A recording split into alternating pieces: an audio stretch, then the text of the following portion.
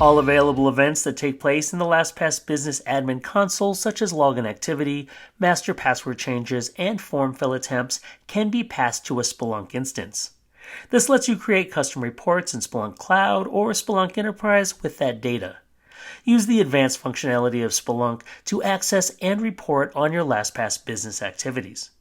Now, to take advantage of this integration, you'll need to be running a Splunk Cloud or Splunk Enterprise instance with a configured data input as HTTP event collector.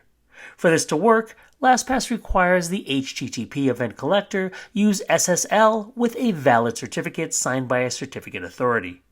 Only port 443 for Splunk Cloud or port 8088 for Splunk Enterprise are supported.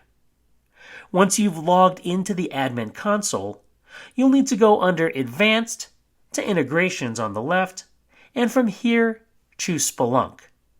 Then you'll paste the Splunk instance URL into the Splunk instance URL field and the HTTP event collector token into the token field.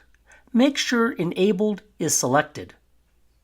For Splunk Cloud environments, the URL will use the following format with port 443, and for Splunk Enterprise environments, the URL will use this format with port 8088.